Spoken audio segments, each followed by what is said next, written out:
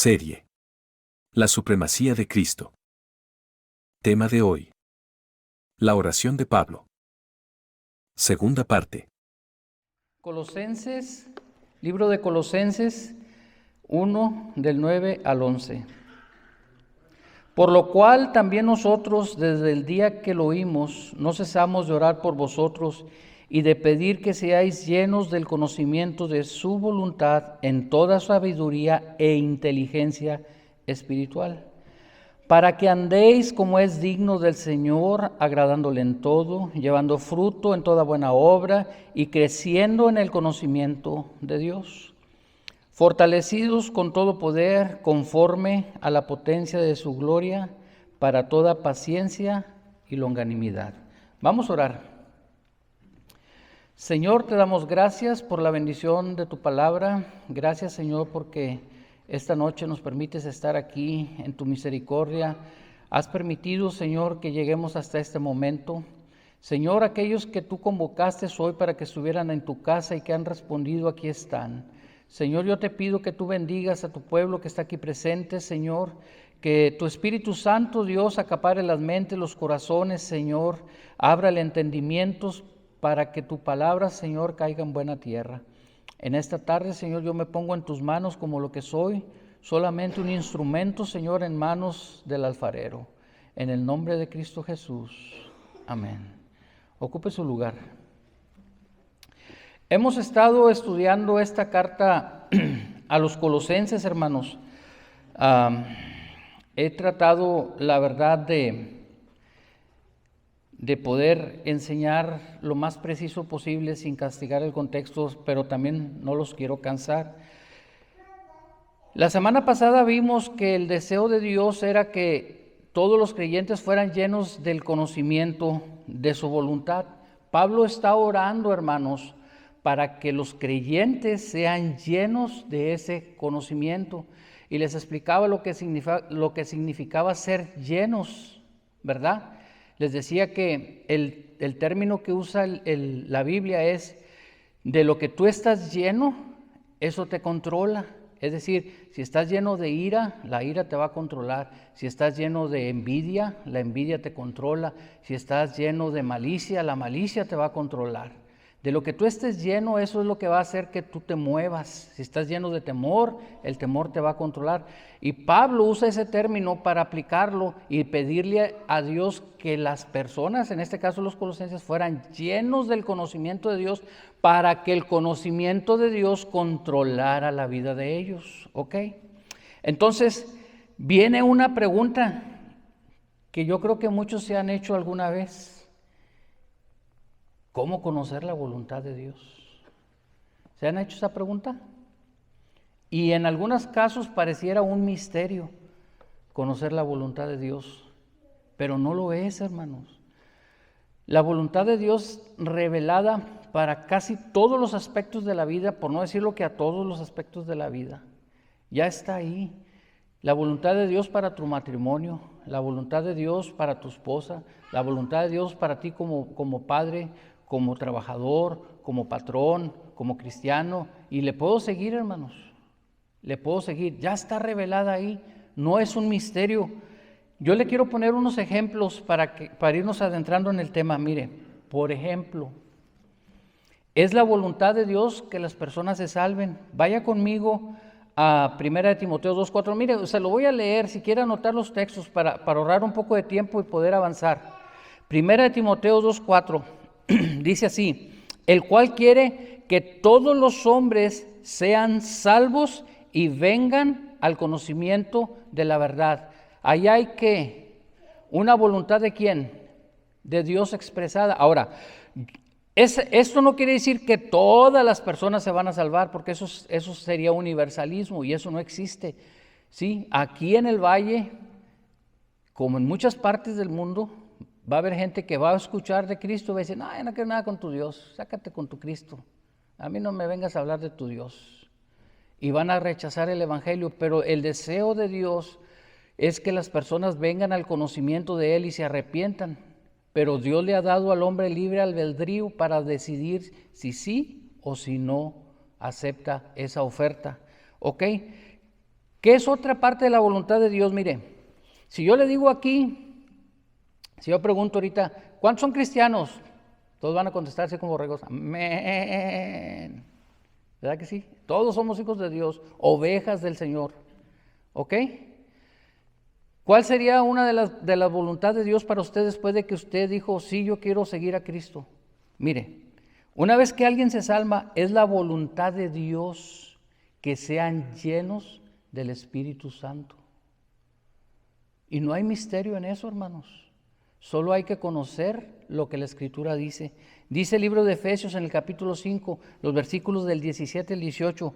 Por tanto, no seáis insensatos, sino entendidos de cuál sea la voluntad del Señor.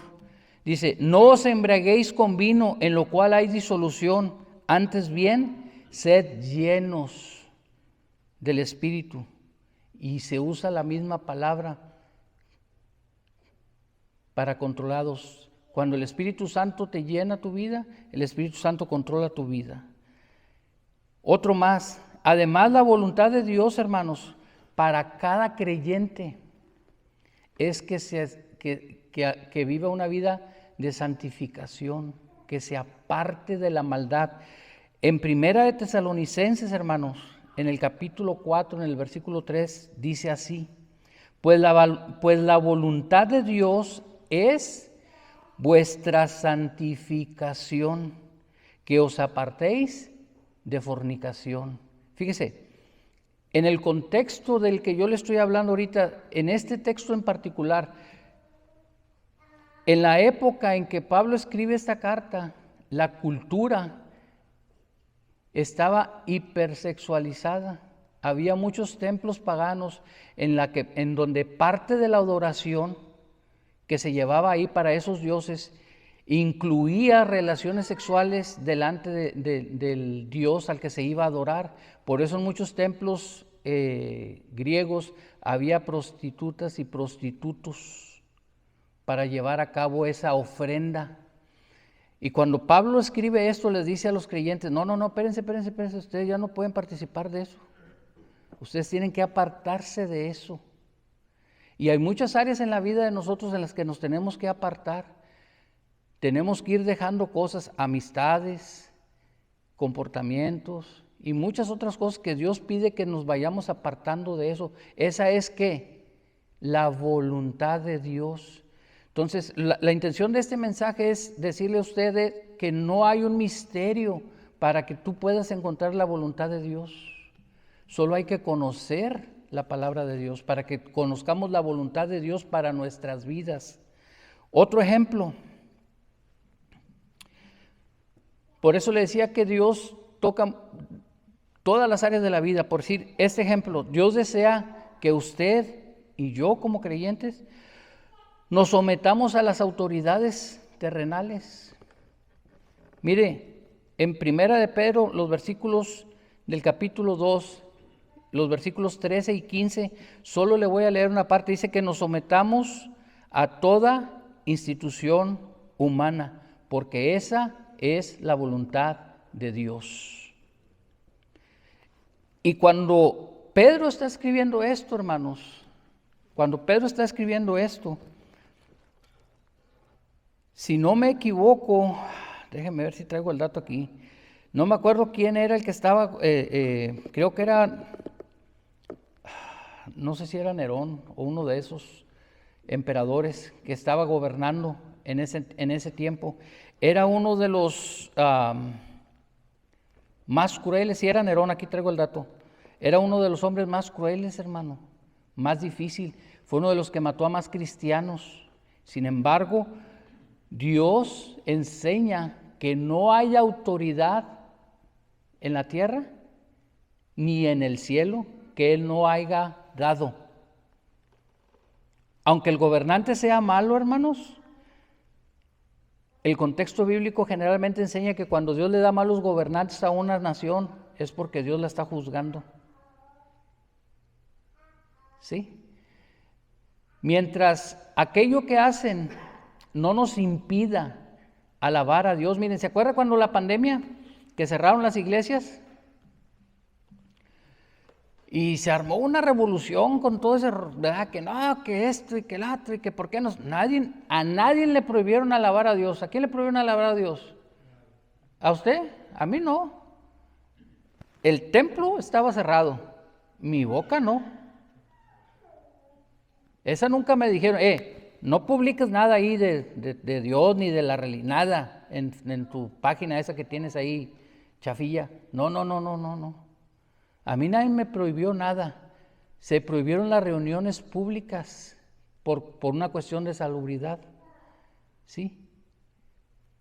Entonces, hasta ahí podíamos respetar, pero si nos hubieran dicho, cierran y se callan. No, espérate, es primero obedecer a Dios antes que a los hombres.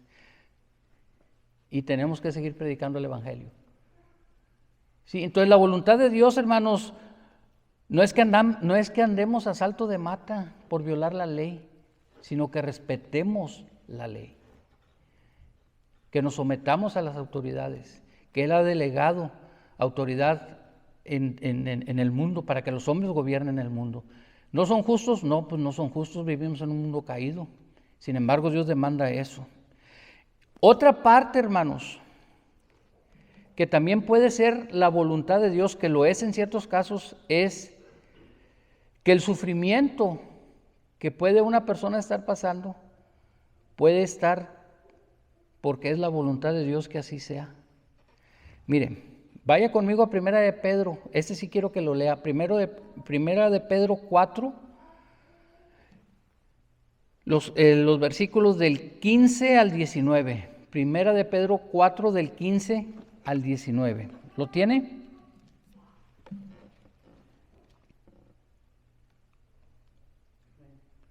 Mire lo que dice la palabra de Dios.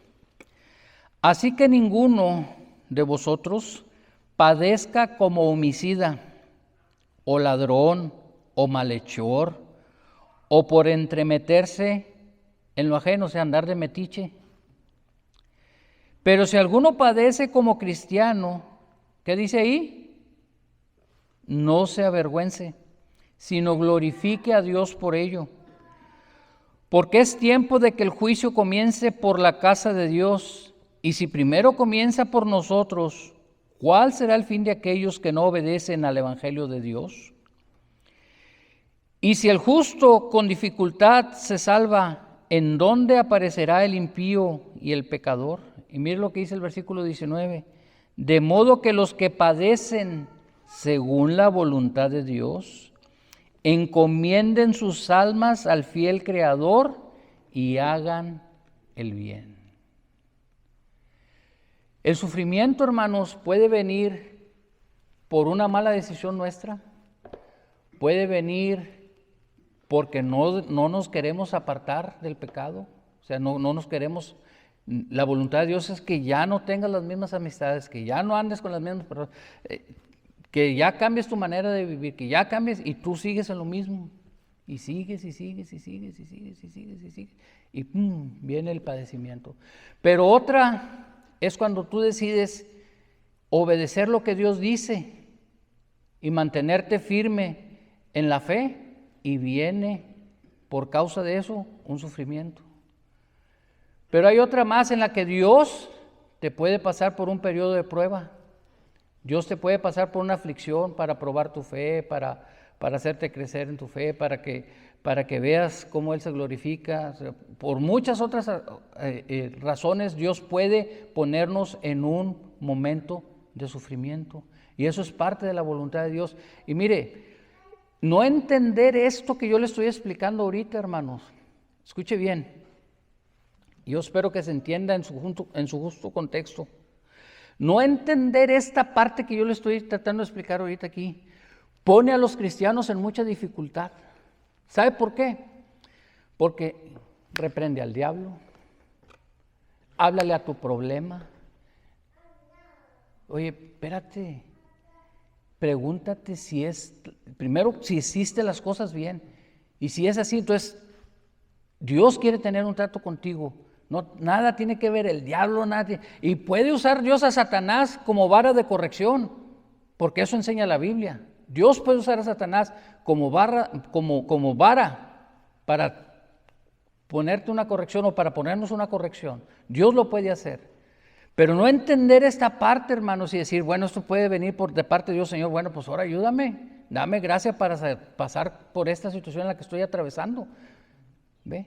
Eso es parte del crecimiento, de la madurez y la firmeza, hermanos. ¿Ok? Hasta ahí vamos bien, ¿verdad? Por último, de este punto, no de toda la predicación. La voluntad de Dios es que seamos agradecidos. Primera de Tesalonicenses 5:18 dice, dad gracias en todo, porque esta es la voluntad de Dios para con nosotros. Y mire, hermano, cuando las cosas están fácil, sí puede dar gracias con facilidad a la gente, pero cuando se pone difícil, cuando la cosa está que arde, cuando miras que las cosas están, Señor, pues como quiera te doy gracias, Dios, porque el martes que estaba orando aquí le dije, Señor, tú sabes lo que estoy pasando. He entrado en momentos de desesperación. Hermanos, sí, claro, los salmos están llenos de cánticos de desesperación. El salmista se desesperaba y vaciaba su corazón y luego venía un momento y decía, Señor, pero yo sé que tú esto, yo sé que tú eres mi roca fuerte, yo sé que tú eres mi... Y yo dije, Señor, tú sabes todo esto, como si Dios no supiera lo que tú estás pasando y lo que yo estoy pasando, como si Dios no supiera. Señor, mira esto. Pero ¿sabes qué? Haz lo que quieras conmigo. Eso lo dije el martes ahí. Se lo dije el martes ahí llorando. Aquí estoy. Acomoda mi vida como tú quieras. Me dejo ahí y te doy gracias por todo lo que estoy pasando. ¿Por qué?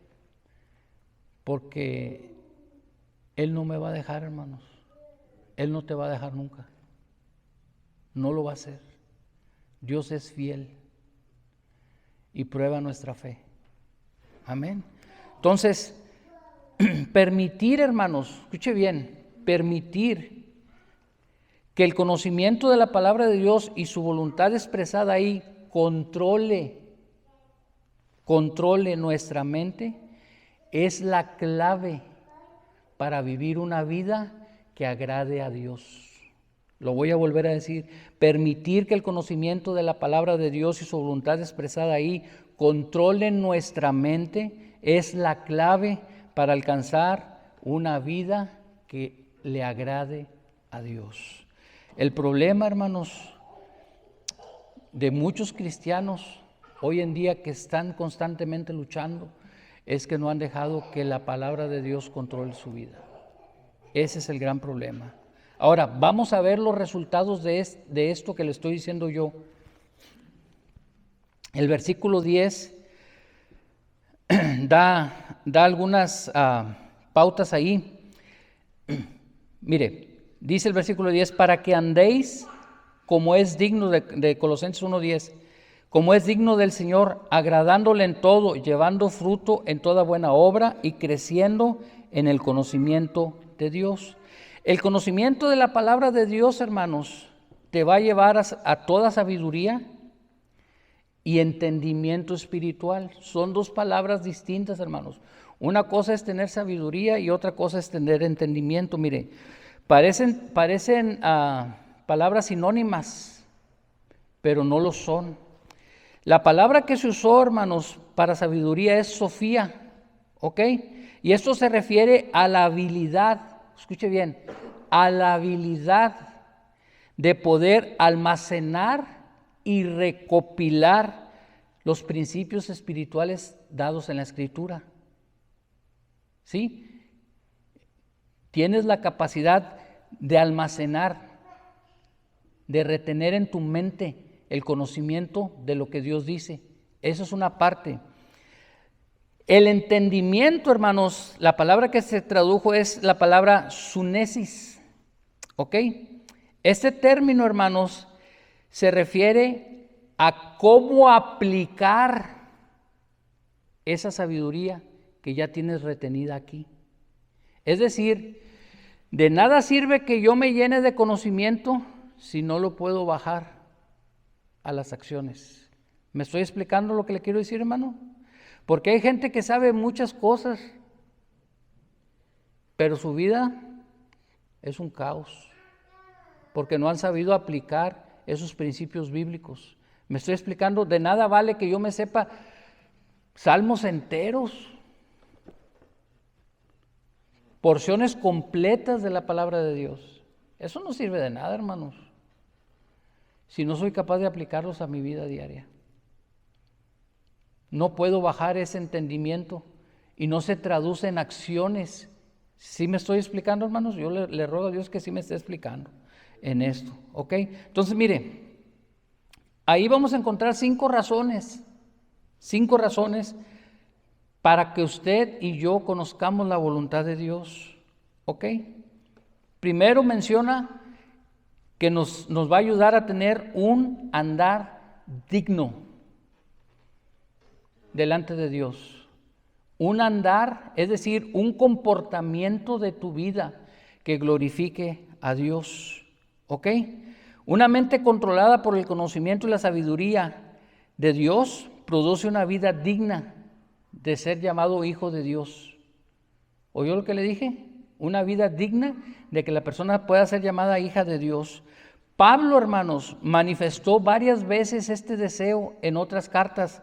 En Primera de Tesalonicenses, en el capítulo 2, en el versículo 12 dice, se lo voy a leer como lo traduce la Nueva Traducción Viviente, dice, les rogamos, los alentamos y les aconsejamos que lleven una vida que Dios considere digna, pues Él los llamó para que tengan parte en su reino y en su gloria. ¿Qué quiere decir eso, hermanos? Imagínense, hermanos, que usted quiere formar parte de un club, por decirlo de alguna manera, de una sociedad. Vamos a decir una sociedad estudiantil, una sociedad de negocios, ¿verdad? Con eso me refiero por decir a la Cámara de Comercio de aquí de Brownsville, otras sociedades de negocios. Cuando usted entra, dice, oiga, yo quiero formar parte aquí de la Cámara de Comercio, por decirle el ejemplo así, ¿verdad? Ya no. Entonces le dicen, no, sí, claro que sí, mire, usted tiene que llenar sus papeles, aquí esto, lo otro. Obvio, pues a lo mejor le van a poner una cuota ahí mensual o inicial, lo que sea. Y le dicen, tenga, ¿y esto qué es? Estos son los lineamientos con los que usted se tiene que conducir para pertenecer a esta sociedad. Usted tiene que tener su negocio registrado, tiene que pagar sus taxas, tiene que tener su contabilidad en orden, por decirle algo, ¿verdad? Tiene que dar kilos de a kilo, o litros de a litro. Usted tiene que seguir esos lineamientos, porque si no, su comportamiento va a desvirtuar el nombre que tiene la asociación. Va a decir, no, hombre, pues si los que van ahí son bien tranzas, o sea, todos los que están inscritos ahí en la Cámara de Comercio, pues digo, no es ese el caso, ¿verdad? Pero lo estoy poniendo como ejemplo. No, hombre, pues no hacen esto, no hacen lo otro, no hacen... Sí me estoy explicando, ok. Cuando uno se hace cristiano, hermano, y se hace llamar hijo de Dios, y decidimos entrar a vivir dentro de una congregación, hermanos, nosotros somos llamados a honrar ese llamado que tenemos sobre nosotros, que cuando la gente diga, los que van ahí sí son cristianos, pero no porque lo miran aquí, porque lo miran allá afuera, cómo se comporta. No, aquí todos tenemos cara de yo no fui. No, afuera es la cosa, allá afuera. Entonces, en Efesios, hermanos, Pablo también exhortó a los efesios. Mire lo que dice en el capítulo 4, el versículo 1. Se los voy a leer en la traducción Biblia en lenguaje sencillo. Yo, que estoy preso por servir al Señor Jesús, les ruego que vivan como deben vivir quienes, como ustedes, han sido llamados a formar parte del pueblo de Dios. Escuche, hermanos, cuando Dios te tomó del mundo, y de eso voy a hablar la semana que entra, porque este es un tema bien importante que viene dentro de la carta de los Colosenses. Yo le estoy hablando de la supremacía de Cristo. Apenas voy a empezar a tocar esos temas. Sin embargo, estamos viendo que Pablo pone por encima de las filosofías, las ideas, las creencias, la verdad del Evangelio. Ya lo vimos en los primeros versículos que leímos. Aquí Pablo le está diciendo a las personas que usted y yo tenemos un llamado muy superior. Tu vida, mi vida, no puede seguir siendo la misma. Tenemos que dar testimonio de haber sido transformados por el Señor. Tenemos que dar testimonio de haber sido transformados por el Señor. Les dijo a los filipenses en el capítulo 1, en el versículo 27, que os comportéis como es digno del Evangelio de Cristo. El Evangelio de Cristo dice, perdona. No, es que usted no sabe lo que me hizo. Ya no robes. Oh, hermano, es que me pagan bien poquito y el patrón es bien trans. Llega temprano al trabajo, cumple con tu trabajo. No, es que usted no sabe. No, te tienes que comportar como es digno de un hijo de Dios. Y eso aplica para todas las áreas de nuestra vida, hermanos. Tenemos que dar testimonio. Ahora, y usted dirá, es que es bien difícil, hermano, eso no se puede. ¿Cómo es que usted no sabe que yo batallo?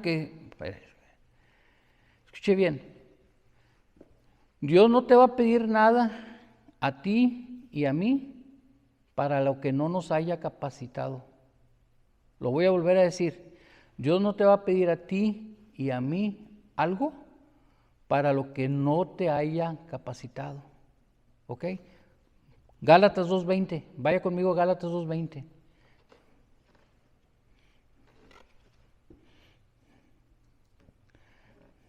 ¿Ha visto un muerto?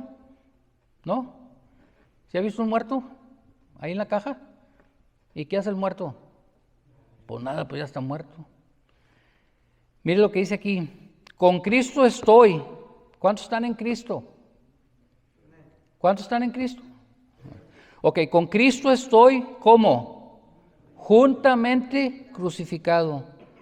Y ya no vivo yo. ¿Por qué? Porque Cristo, estoy muerto con Cristo, pues ¿cómo voy a vivir yo? Ahora, ¿quién vive? Vive Cristo en mí porque Cristo se levantó y me dio vida. ¿Sí? Dice, ya no vivo yo, mas vive Cristo en mí.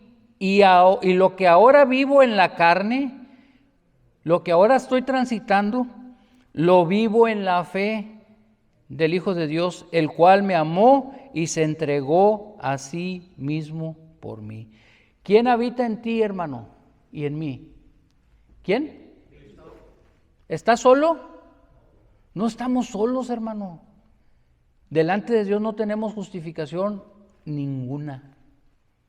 Ninguna. Y Pablo está tratando de enseñarle esto a los colosenses a través de esa carta. ¿Ok?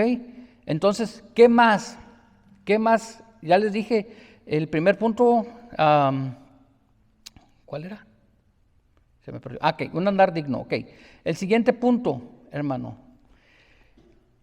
que llevemos una vida fructífera. Dice el versículo, esa parte del versículo 1, del versículo 10, llevando fruto en toda buena obra. Ahora, ¿usted qué entiende por buena obra, hermano? ¿Dar dinero? ¿Dar ofrenda? ¿Será eso una buena obra? ¿Darle de comer a los pobres? Eso lo hace cualquier pagano y hasta mejor que nosotros. ¿Sí?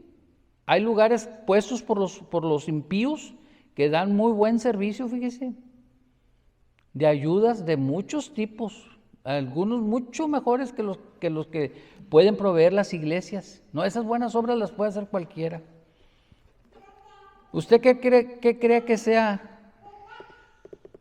el fruto? Mire, ¿usted se ha preguntado cómo su vida puede glorificar a Dios? ¿Se ha preguntado alguna vez? Yo quisiera que se cuestionara eso. Mire, vaya primero conmigo a Juan 15:8. Juan 15:8. No sé cuánto me queda. No, todavía me queda tiempo. Todavía me queda tiempo. Y todavía me quedó de ver como 4 horas el pastor de las dominicales. Ahí tengo el papelito todavía. Fíjese, en esto es glorificado ¿quién? Juan 15:8. En esto es glorificado mi Padre, en que llevéis ¿qué? Mucho fruto y que seáis así. Llevando fruto, vas a mostrar que eres ¿qué? Escucha, hermano, por eso yo les dije la vez pasada, si tu vida no está dando frutos, yo no te voy a decir otra cosa, hermano. Cuestiona tu cristianismo. Cuestiona si realmente has nacido de nuevo o no has nacido de nuevo. No importa que tengas 20 años aquí o 30 años o que naciste abajo de una banca. No, si cantas o predicas aquí. No, eso a mí no. En aquel día muchos me dirán, Señor, Señor, no profetizamos en tu nombre no echamos fuera demonios, hicimos esto, hicimos lo otro. Entonces ni te conozco. ¿Tú quién eres o qué? Quítate de aquí. No. Tu vida, hermanos, tiene que dar frutos y mi vida tiene que dar frutos dignos de justicia, dignos de glorificar a Dios. En eso Dios se glorifica y mostramos que somos discípulos porque estamos rindiendo, estamos dando fruto. Mire, usted puede tener un árbol, mire, por decir, en la casa de mis abuelas, ya lo he dicho antes, ahí... La de enfrente, donde yo vivía, ahí había matas para curarte casi de todo.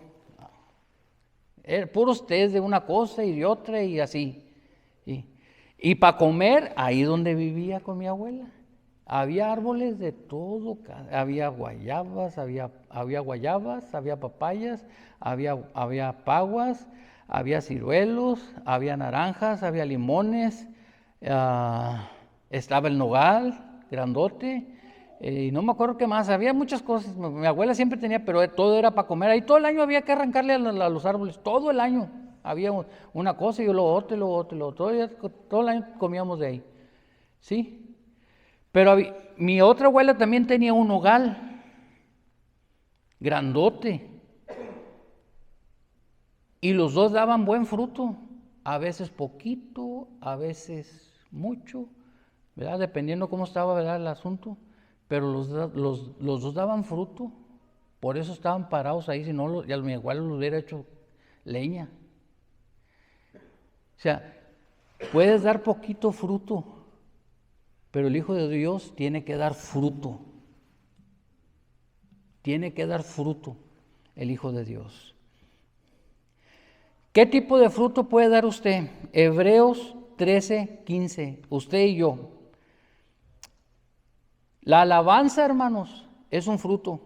Así que ofrezcamos siempre a Dios por medio de Él sacrificio de alabanzas, es decir, fruto de labios que confiesen su nombre. ¿Ve que no es tan difícil encontrar la voluntad de Dios y lo que Dios quiere para nuestra vida? Nomás hay que echarse un clavado a las Escrituras. ¿Y qué del fruto del Espíritu? De Gálatas 5:22 al 23. Mas el fruto del Espíritu es amor, gozo, paz, benignidad, bondad, fe, mansedumbre, templanza. Contra tales cosas no hay ley.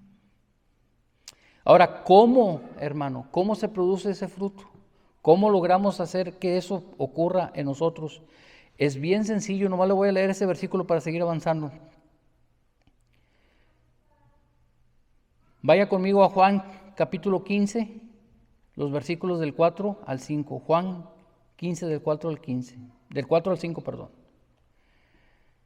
Mire lo que dice la palabra de Dios. Permaneced en mí y yo en vosotros. Como el pámpano no puede llevar fruto por sí mismo, si no permanece en la vid, así tampoco vosotros, si no permanecéis en mí. Yo soy la vid y vosotros los pámpanos. El que permanece en mí y yo en él, éste lleva mucho fruto, porque separados de mí, nada podéis hacer. Escucha, hermano, la clave está en la permanencia. Que estés pegado de Dios, pegado de Dios, pegado de Dios. Y con esto me refiero a estar sometido siempre bajo su voluntad, buscando de Él, buscando de su palabra, orando, leyendo, aprendiendo. Eso te va a llevar a una vida de propósito, hermanos. ¿Ok? ¿Qué más debe de tener? ¿O qué más va a producir este conocimiento? Va a producir crecimiento. Dice la siguiente parte del versículo 1, del versículo 10, perdón, de Colosenses, y creciendo en el conocimiento de Dios. Crecer en el conocimiento de Dios. Mire, hermano, ¿ha visto los árboles bonsái? ¿Sí conocen los arbolitos bonsái? Están bien bonitos, a mí me gustan mucho, pero pues no sé cómo se cuidan, pero a mí me sorprende mucho. Es todo un arte que hay alrededor de los que son verdaderamente, ¿verdad?, de ese tipo de árboles, ¿sí? Pues se miran bonitos, pero no sirven de nada, más que de adorno, ¿sí? No dan fruto y ni siquiera dan sombra. Ni siquiera eso. Escuche, hermano, el cristiano debe crecer. El cristiano no se puede quedar enano, no se puede quedar bonsái. Mire, yo le estoy poniendo ese ejemplo, pero hay otro ejemplo más claro en la Biblia. Imagínese, ¿cuántos se acuerdan? Y mi esposa se enoja acá, pero pues es que no hay otro. ¿Cuántos se acuerdan del programa aquel, los que son así ya chavorrucos como yo? De los polivoces.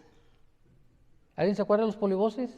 Yo no me lo perdía cuando estaba niño. ¿Y cuántos se acuerdan de Genruchito? Hecho niño, hecho niño, hecho niño, hecho niño, hecho niño. Era un hombre que, pues adulto, personificando en teoría, pero no, era una sátira de un hombre que nunca creció. Se quedó como niño, como bebé. ¿Sí? Bueno, eso pasa a veces a los cristianos, hermanos.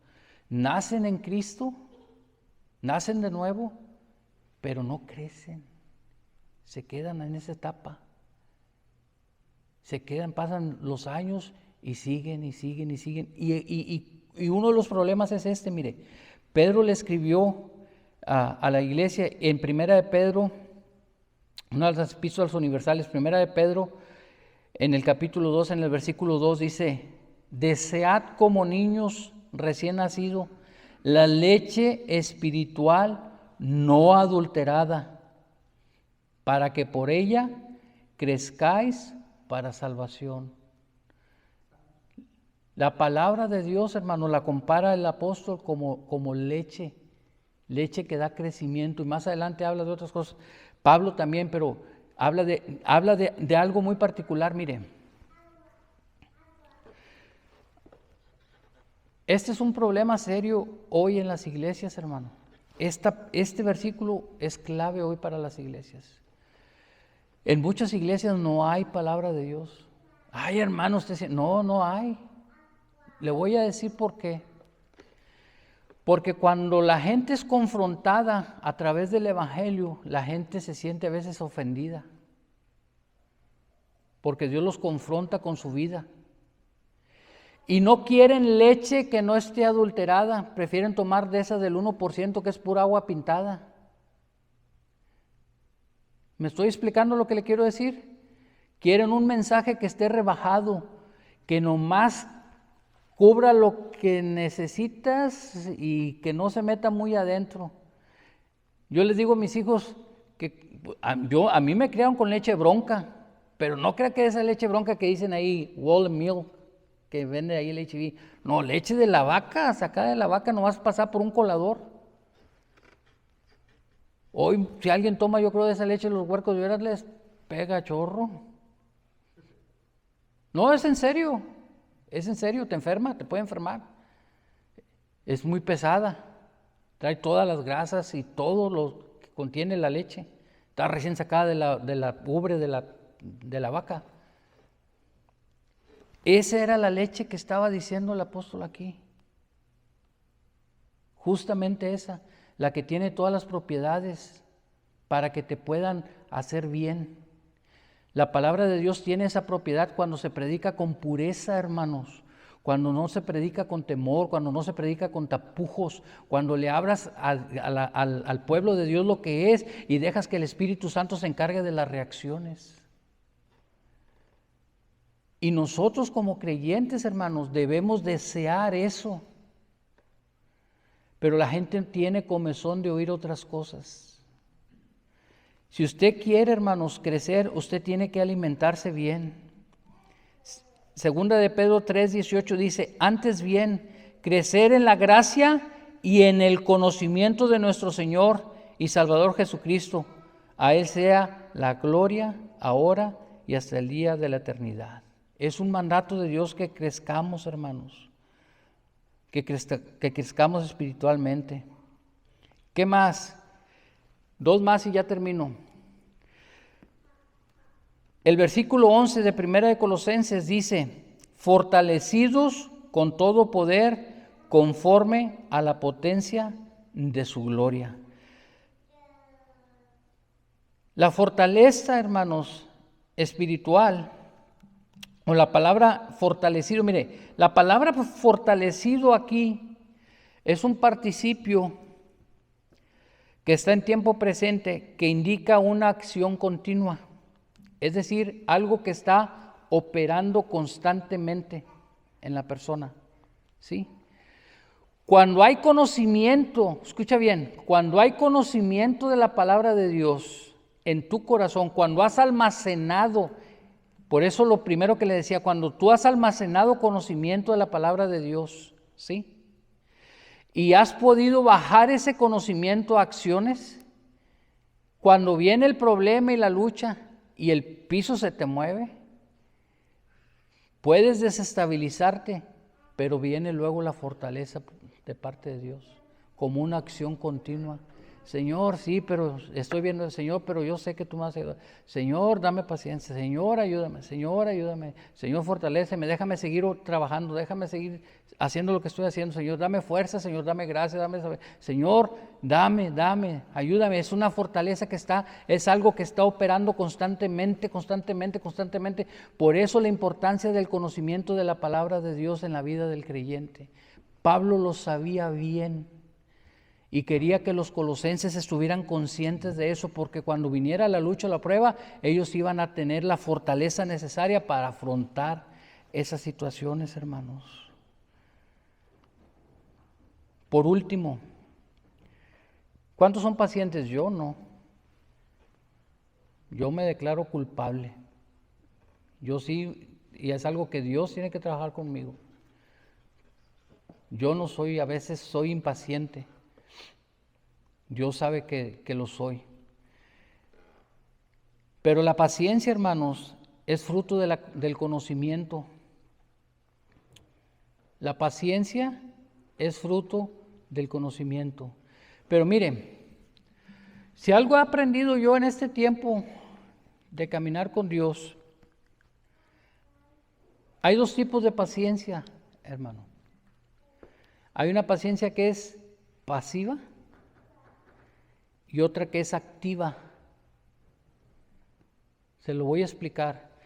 Usted puede esperar pacientemente ahí, en la lucha y en la tribulación, y como decían los estoicos, aguantar ahí callado, sufrido. O puede, escuche bien, soportar pacientemente, pero activamente, alabando, glorificando y sirviendo a Dios. Y está siendo paciente. Señor, yo sé que tú me vas a ayudar, pero déjame seguir. Y activamente está esperando la respuesta de Dios, sabiendo que Dios no nos va a dejar nunca de su mano. El conocimiento, hermanos, el conocimiento de todas estas, es mucho lo que traigo aquí, hermanos, pero yo estoy tratando de respetar el tiempo que me dieron. Mire, son las 8 y ya estoy a punto de acabar. Estoy tratando de ajustarme al tiempo, pero normalmente me tardaba poquito más de una hora, como 1:15 más o menos, cuando estábamos allá en el saloncito. ¿Ok? Entonces, la paciencia, hermanos, es parte del crecimiento espiritual tuyo y mío. Pero yo le pido que tenga una paciencia activa, no pasiva. Que aunque esté pasando por dificultades, no deje de servir a Dios. Que aunque esté pasando por situaciones difíciles, no deje de alabar a Dios. Que aunque esté pasando por situaciones duras, no deje de congregarse. Porque luego castigan a Dios, como si Dios ocupara. No, ya no voy a ir a la iglesia, como quiera. No, hermano. Es el peor error que puedes hacer. Es el peor error. ¿Ok? Entonces, voy a concluir. La oración constante de Pablo, hermanos, por los colosenses es que fueran llenos del conocimiento de la voluntad de Dios. Y yo le pido a Dios que nosotros como iglesia también seamos llenos del conocimiento de su voluntad. Y de eso vamos a ir hablando más adelante. Él sabía que los creyentes, se lo voy a leer textual, solo podían andar de manera digna del Señor y agradándole a Él si eran dirigidos por ese conocimiento. A veces, hermanos, nosotros nos equivocamos en el matrimonio, nos equivocamos en el trato con nuestra esposa, nos equivocamos en el trato con nuestros hijos, nos equivocamos en el trato con los patrones, nos equivocamos en el trato con el trabajo, nos equivocamos porque nos falta conocimiento de Dios. ¿Sí? Pablo sabía que además dicho conocimiento era indispensable para una vida fructífera, para el crecimiento espiritual y para soportar con gozo las pruebas. ¿Le gustaría ser lleno del conocimiento de Dios, hermano? Yo creo que sí. Yo quiero ser lleno del conocimiento de Dios. Póngase de pie en esta tarde. Noche ya. Vamos a orar. Incline su rostro, vamos a orar. Señor, te damos gracias por la bendición de tu palabra. Gracias, Señor, porque nos permites esta tarde estar aquí reunidos. Gracias, Señor, por este grupo de hermanos que ha estado, Señor, aquí esta noche con nosotros. Yo te pido, Señor, que tu palabra, Señor, rinda fruto en sus corazones. Señor, yo te ruego en esta tarde que tu Santo Espíritu, Dios, hable todavía a la vida de ellos después, Señor, de este mensaje. Que ellos puedan, Señor, en algún momento de su día meditar, Señor, en esta palabra y que tu Espíritu Santo traiga revelación, Señor, a la vida de ellos. Señor, yo bendigo a este grupo de hermanos que ha estado fielmente, Señor, aquí con nosotros los miércoles. Bendigo sus vidas, Señor. Yo te pido, Padre, que si ellos vienen esta tarde con una necesidad, Dios, tú obres en la vida de ellos. Señor, yo no conozco, Señor, si ellos tienen algún problema, Señor, alguna dificultad, están pasando por alguna lucha, alguna prueba. Lo que sí sé, Dios, es que tú eres un Dios poderoso que ama a su pueblo y que tiene cuidado de él. Yo te pido en esta tarde que tú los bendigas, Señor. Los pongo en tus manos y te agradezco, Señor, por la oportunidad que me das de estar aquí en esta tarde. En el nombre de Cristo Jesús oramos. Amén. Dios les bendiga, hermanos. Gracias.